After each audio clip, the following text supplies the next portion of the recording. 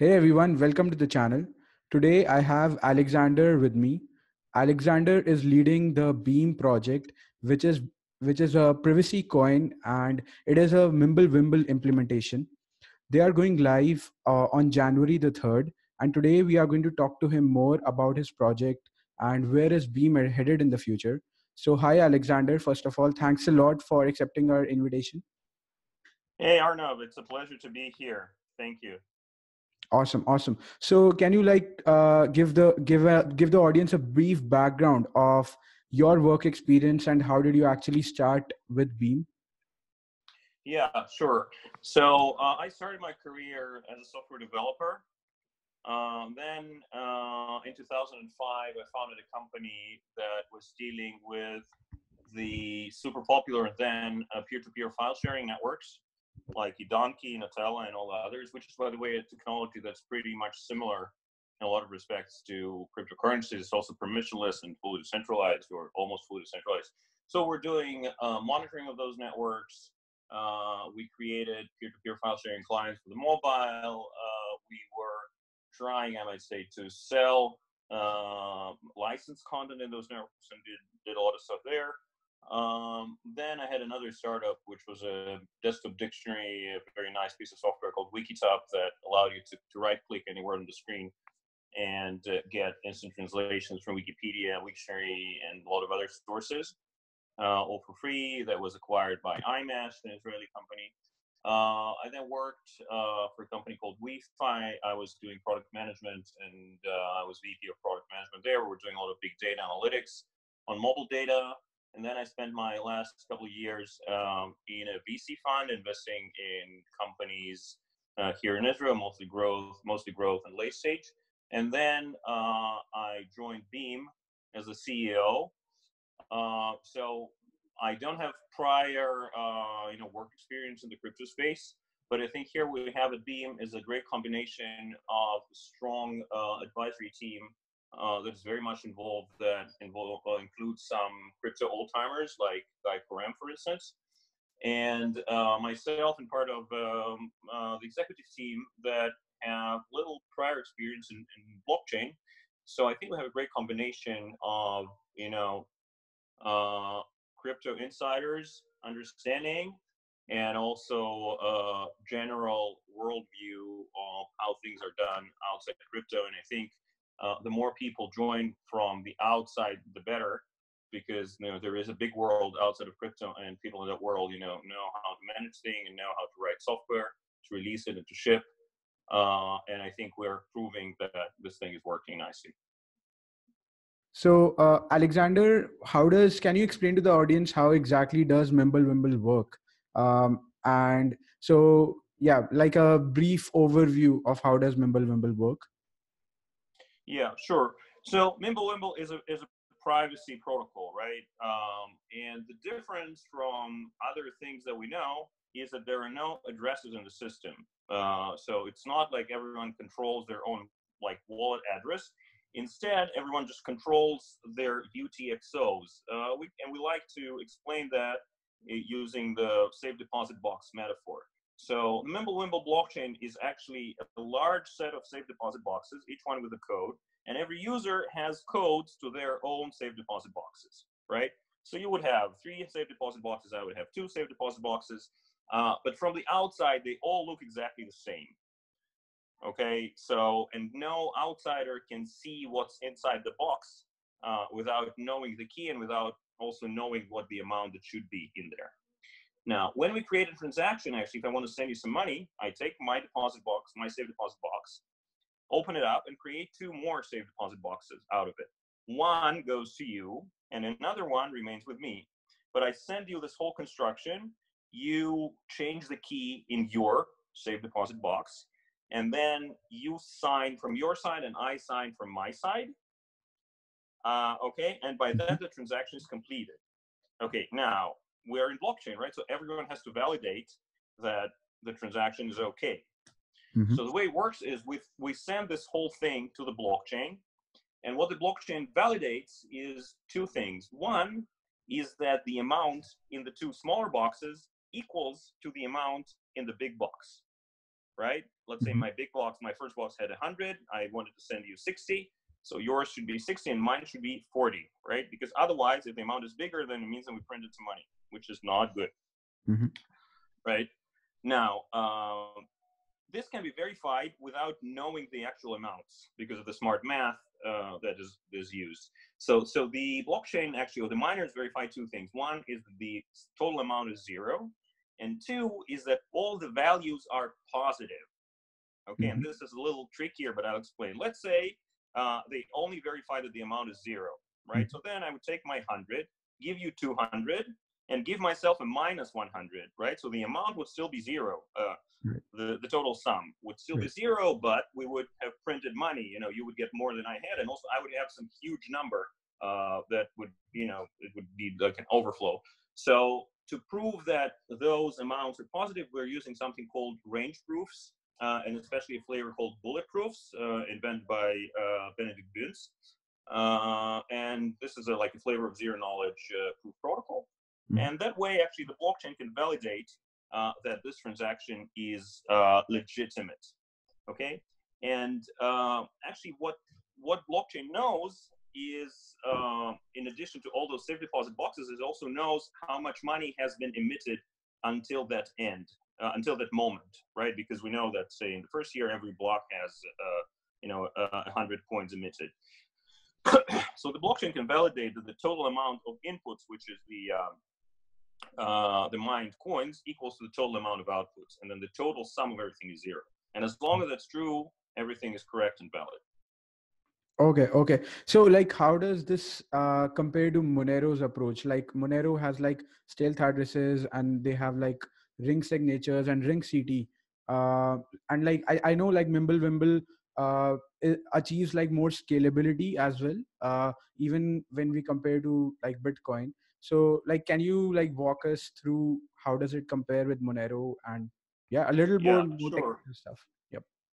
So Monero is a great technology and a very good privacy coin. But in order to achieve privacy, actually, they have to create dummy outputs, right? So they have to I wouldn't say bloat, but increase the size of it. So for one real transaction, there is a number of fake transactions that are meant to make it impossible to know who is sending what to who, right? They still use the same model as Bitcoin and others when there is an address, right? So when I send something to you, then they add more coins, more inputs and outputs to this transaction, so that it's impossible to know who sent what, and they sign it with this ring signature. And the result is that the size of the blockchain today, according to our estimation, per transaction is like 5 times bigger than Bitcoin. It used to be 25 times bigger, but Monero has just recently released a great update where they integrated the same bulletproof protocol that we're using, and they really reduced the size per transaction, but it's still 5 times bigger than Bitcoin. Now, we are like, our most conservative estimate is that it will be 1/3 of Bitcoin, but hopefully much less than that, because the bulk of the blockchain weight is actually the set of the safe deposit boxes, right? So the blockchain actually grows mostly with addition of new UTXOs, and we still have to see how it will work out, because you don't even really have to increase that amount for every transaction. Sometimes you can decrease, because if I want to send you 1,000 and I have 10 boxes of hundreds, then I would unite all of my boxes and put it into one box for you, effectively decreasing the size of UTXO sets. Okay.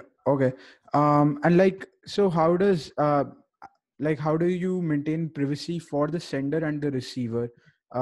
Like, I want you to tell it a bit more about that. Like, say, and even like talking in practicality. So, like, say I am using Beam. Like, what do I share with you? Like, if I want to receive beams with me to me, what do I share? What do you send to me? How does that work? Sure. So we actually made an effort to create a very easy user experience for people. You know, we have a graphical wallet that actually, if you start using it, it feels more or less like Bitcoin or any others, right? So you send, you click the receive button, for example. If you want to receive money, it generates an address for you. It's even called an address, although it's technically not really an address. It generates like a string. And then if you want to receive money from me, you send me that string. And this string is actually an identifier of a secure channel that will be established between our two wallets. And in Mimblewimble, you need two wallets to actually talk in order to create a transaction, right? It's not like in other networks where you just send to an address and we're done. In Mimblewimble, you need to talk. So using this key, the two wallets establish a connection because they both know the secret key. And a connection is established using what we call a secure bulletin board system, which is a distributed kind of message board for wallets. Let's put it that way. So they don't have to connect directly to each other using IP, but they just put messages on this secure bulletin board system. So so you initiate the transaction. You click the send button on your wallet, enter the amount, paste this address or this code, and then the transaction, your part of the transaction is put onto this secure bulletin board system. And my wallet is listening to the bulletin board system, is kind of checking, okay, do I have any mail, any new messages there? Once they get it, once it gets it, it verifies. Again, as we said, takes the new small deposit, safe deposit box, does its magic, and then sends the transaction back to the sender for the sender to sign and put it onto the blockchain. So even if somebody sees the whole transaction, they don't know the values and they don't know the identities of the sender and the receiver.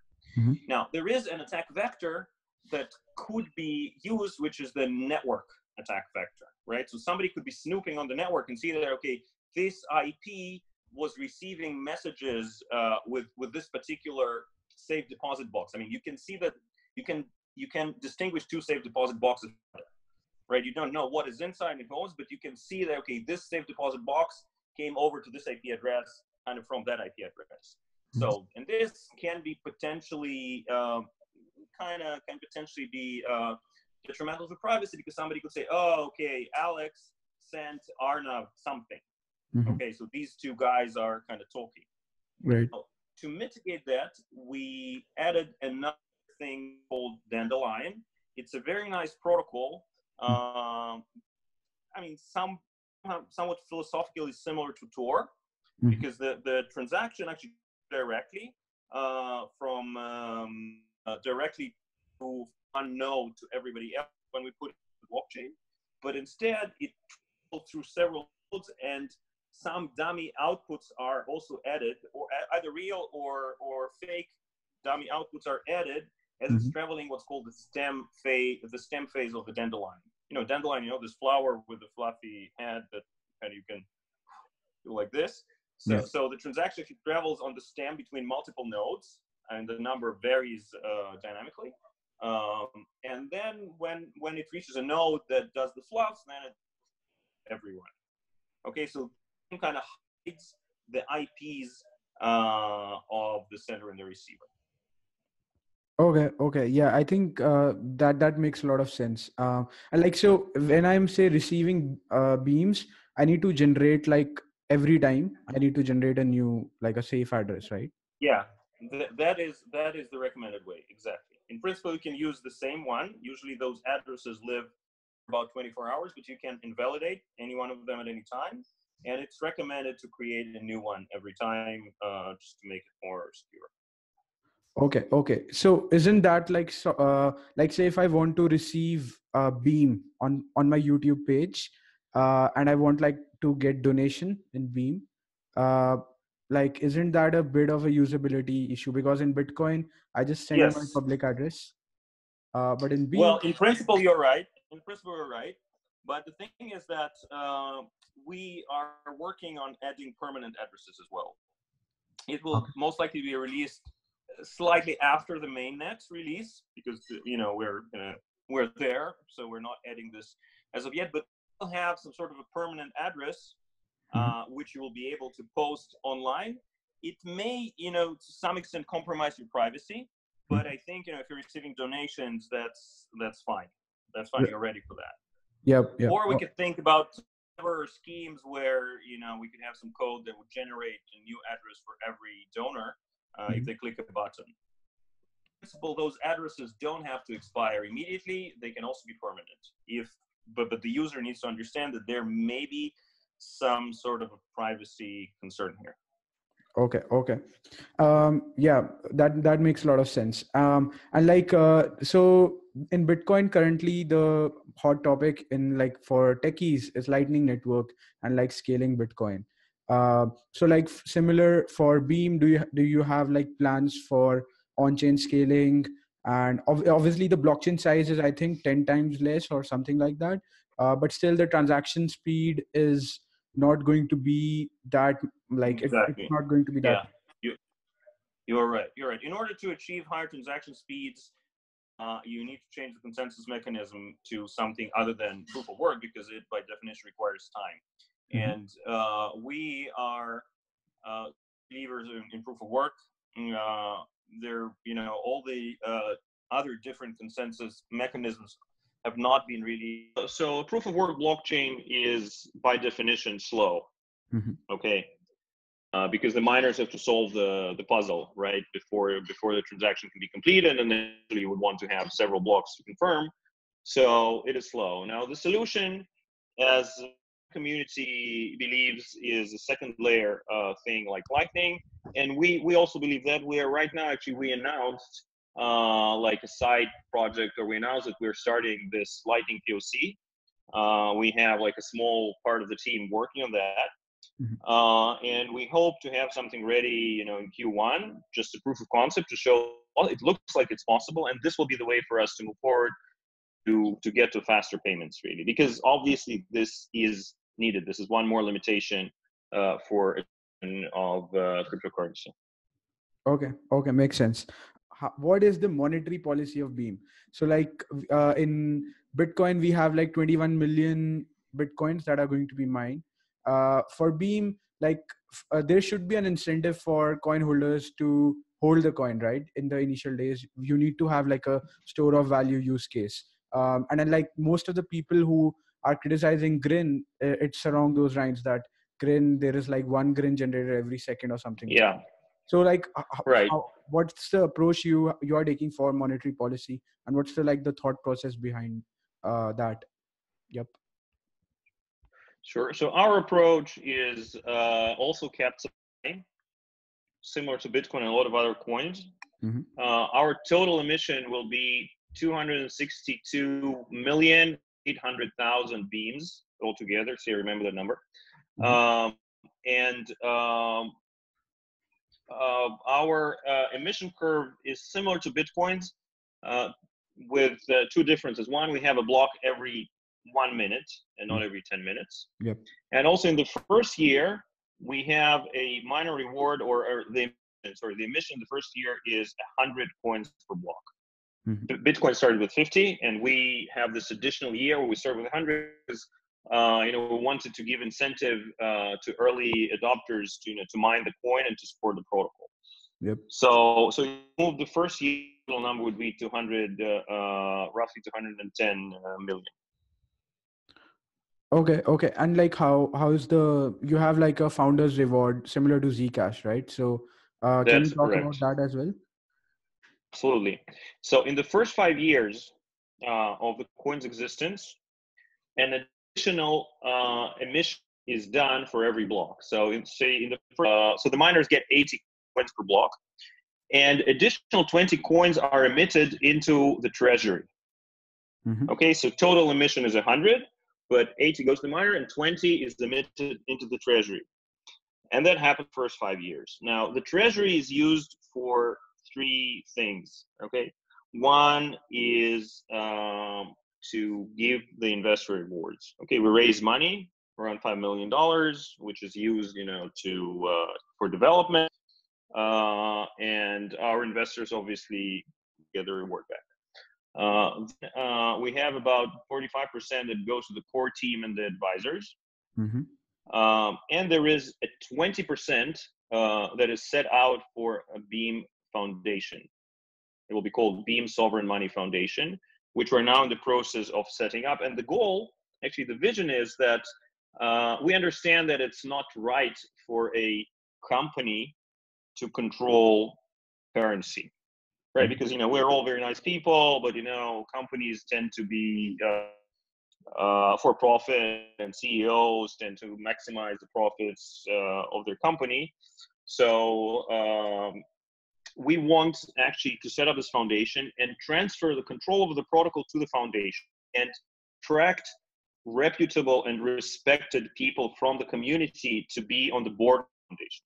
And the will actually be using those funds that they receive unconditionally, and that's super important. The funds, the 2% of the treasury goes to the foundation unconditionally. I cannot decide, to stop the payments because it's baked into the blockchain. And the foundation will use those funds for research, for development, for maintenance, for awareness, for marketing, for whatever it deems right for the cause that we are working on. And Okay. again, it will be run by people who are not necessarily part of the original Beam team. Okay. Okay. And like, have you thought about like a governance model like Decred or something, like projects in which, having Uh, proper no, governance for the project as well? yeah. So we know more or less what Decred is doing, and they're really pioneering this on-chain governance. However, we in the beginning at least will go with much more conservative approach, like what Zcash is doing. Just good old people of flesh and blood making decisions. Like a board of maybe 5 to 7 directors, and then maybe subcommittees granting money for different projects. We'll start with that, okay? Because again, we don't want to innovate too much on that, and this is not our goal. Mhm. If and when there is like something that is really well tested and works nicely, then we might adopt that model too. But in the beginning, it will be more like Okay. traditional governance. Okay, okay, yeah, that makes sense. And like, so I now want to talk about Grin, right? So when Sure. people talk about Mimblewimble, they talk about Grin and Beam. And like Grin has, so most people that what I've observed is like people like that Grin, the core team is anonymous. They sort of relate to with Bitcoin, and people with Beam, most people they say like the tech is great, but the team they have like a founder reward, and many of the community like core members they are sort of against the founder reward. Like Yeah. we like even in the case of Zcash, we see people like bashing uh, like the Zcash foundation. So like how are you planning to sort of handle Bitcoin maximalists coming at Beam for that? Well, first, I think that whatever you do, there will be people who don't like what you're doing, right? So we're not intimidated, and we're not even that much offended, frankly. I was offended in the beginning when people were calling us scam, because that is kind of offensive. Yeah, we have a different model. We are very upfront, and we're definitely not scamming anyone. Uh, Now, Grin has their own model, which is great. We believe that a funded development, where you have a team that's working 27 on a project, might work better. The future will tell.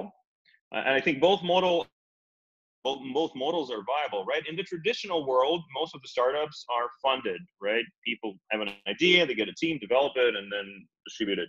In the crypto world, I don't know what the percentage is, but probably the more successful projects are unfunded. Mhm. Um, but there are also some very successful projects that are very well funded. You can talk about all kinds of new. Zcash is one of the great examples, and there's a lot of other companies who raise tons of money Mhm. and use that for development. So we are not ashamed of what we're doing at all. It's a different model now. I cannot say which one is better. We like ours. We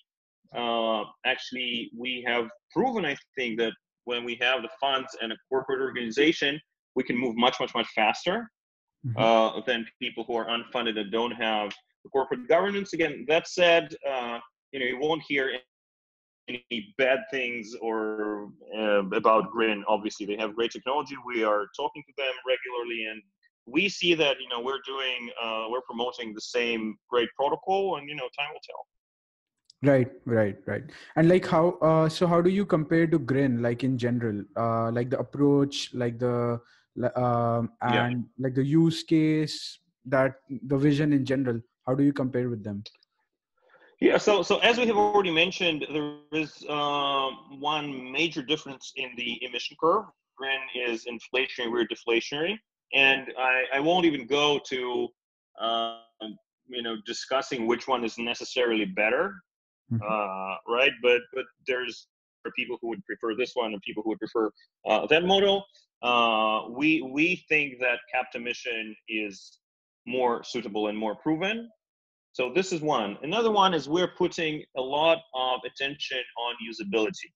Mhm. Okay, and just as an evidence of that, we have a very nice looking graphical wallet for the three major platforms. You don't need to be a developer to run it. You just install like any normal piece of software and you play around. We'll also be releasing a mobile wallet very soon, and we'll be doing more and more stuff in that direction. So we are much more focused on user experience. I might say it might be also related to resources because this stuff is you need more resources to build that. Some hardcore developers would say it might be easier a little bit than creating hardcore protocol stacks, but it needs time and resources and dedication. Also, we have a broader vision. What we want to do is a currency that is on one hand fully confidential, Mhm. but on the other hand optionally compliant. As I said, if as a business, if I start working with Bitcoin, then it's at some point I realize that all my transactions are visible on the blockchain, right? So somebody more or less sophistication can really understand whatever I'm doing, right? And as a business, I don't want to spend my time, hiding stuff and playing around with mixers and all, and it still will be discovered if somebody really spends time on that. So, and as a business, I don't want my finances, in the open, right? There's no way. Neither as a person, right? As a person who is ready to publish their bank statement or all of their holdings for everyone to see, nobody, I think, Mhm. right? Maybe a very small percentage of people. Now, then on the other, we have those great privacy coins. We have Manero, Zcash. Confidential. Okay. Again, okay. So we're talking about using an existing anonymous cryptocurrency, but then you have trouble converting your funds into, back into the banking system, Mhm. or undergoing an audit, which companies need. And what we believe is that while crypto is a great technology, but the existing financial system is, guess what, not going away really that soon, right? Mhm. So what we want to build is a currency where people are really have sovereignty, not just on their funds, but also on information about their funds. And whoever wants to be 100% private, that will be the default setting, right? So when we launch the mainnet, this is the only option, and you're private. But in the future, we would allow people to become auditable, okay, by producing additional auditor keys and then giving them to an auditor who can then go through your transactions in a secure but approvably complete way, so they see that they can be sure that they see the full list of your transactions from the creation of the wallet. And then it would also allow you to add more stuff on the blockchain, like some link to the transaction documents for a transaction, or you could demand additional information from the other side. And here we're actually leveraging this seeming deficiency of Mimblewimble, which means that which is that you need both sides to create a transaction, right? Mhm. We're leveraging that to say, okay, I want to send 1,000 Beam to Arnav, but I want an invoice to be attached to this transaction because I want to show that to my auditor later on and Mhm. prove that that this was a legitimate transaction. So, and then that's how it will work. So this is also a big difference from what Grin is building, because I think they are following the core cypherpunk technology of a currency that nobody can touch, no government can even or government or financial system can plug into. We are actually trying to build something that is we believe more suited to the world as it is now. Okay. Yep, that makes sense. And like, can you talk about like the current status of Beam? Like you had like a testnet 1, testnet 2.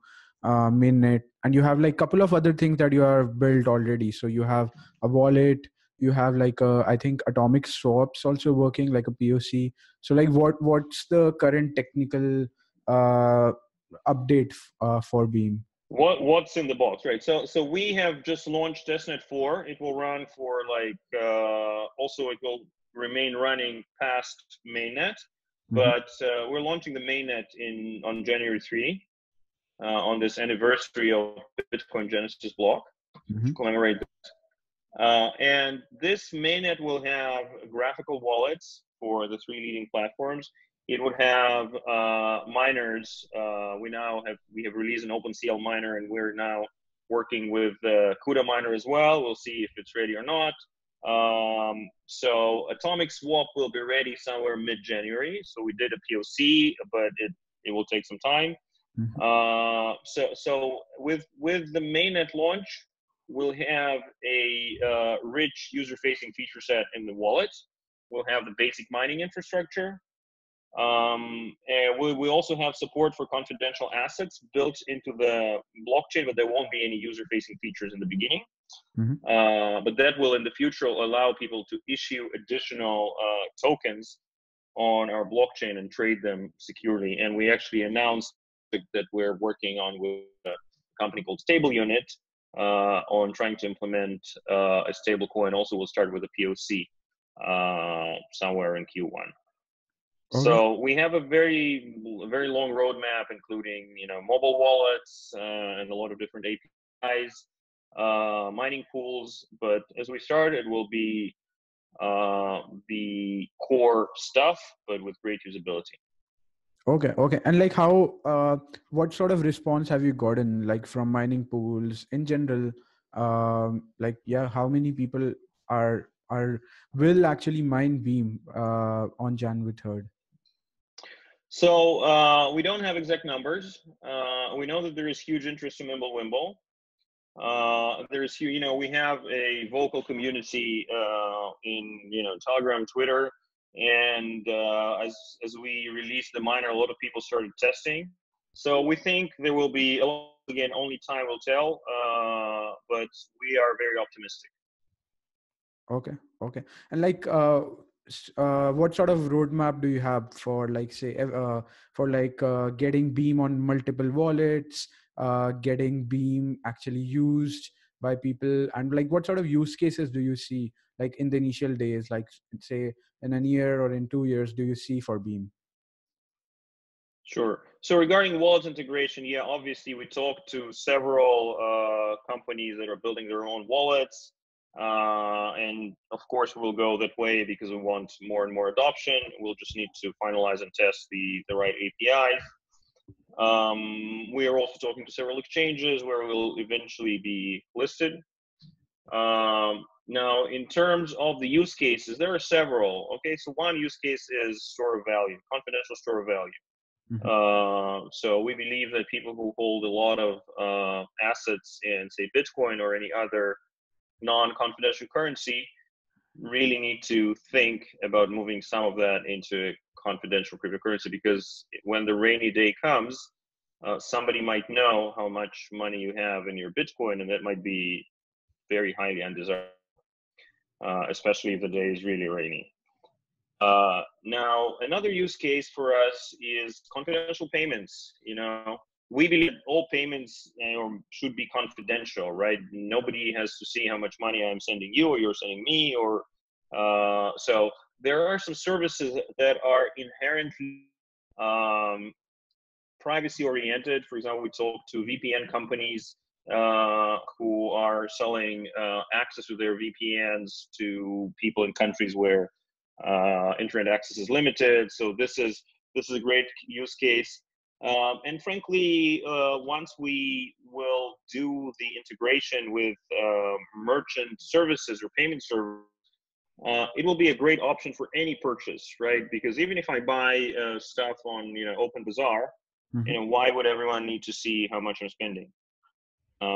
So that's another great use case. Now, confidential assets is also something we are very bullish on. And there's a lot of talk now about tokenized securities and tokenized everything.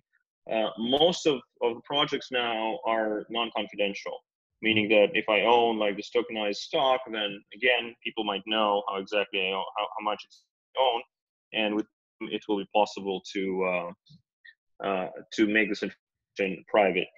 And eventually, as we develop the compliance mechanisms, we will want to see businesses actually using Beam for transactions. Because again, that's the way it should be. Nobody should be able to see my transactions, but I need to be able to report them if I want to. Yep. And like, do you have plans to have like, say, smart contracts as well on Beam? Not at the moment. We might develop some sort of integrations to other to blockchains that do support smart contracts. But right now it's still too early. So we're looking into that. We understand the value of smart contracts. By the way, in Mimblewimble, it's possible to implement some smarts. You can have time lock transactions. You can have atomic swaps, but smart contracts per se are not supported on the blockchain. So we will probably develop some links to other blockchains where the smart contracts will run. Okay. Yeah, I think, Alexander, we have covered quite a lot in this interview, and I hope the audience find the Beam project interesting and they check it out, and they hopefully run a node and they start mining on Jan 3rd. Yeah. Yep. And yeah, absolutely. I mean, I recommend everyone to check out, I have to do some shilling, right? Check out our website. It's beam.mw. And for those people who want to be, in the first group who mine, this is the time now. So go on beam.mw, check us out. If you have any issues, we have GitHub. Just post any issues there, and we'll try to react. We're super excited about the launch. So January 3, it will be 2 p.m. GMT on January 3 where we push the button. Okay. Yeah, and I wish you the best, Alexander, for Beam, and I hope. Thank you. Yeah, I hope we have like a proper privacy coin that everyone uses. Yeah, we also hope that is the case very much, and privacy is super important. We believe it's a basic right that we need to give back to the people, and the more projects doing that, the better, because then there is more innovation, more competition, and then better technology appears in the end of the day. Okay. Thanks, Alexander. Great, Arnav. Thank you very much. It was a pleasure. Thank you.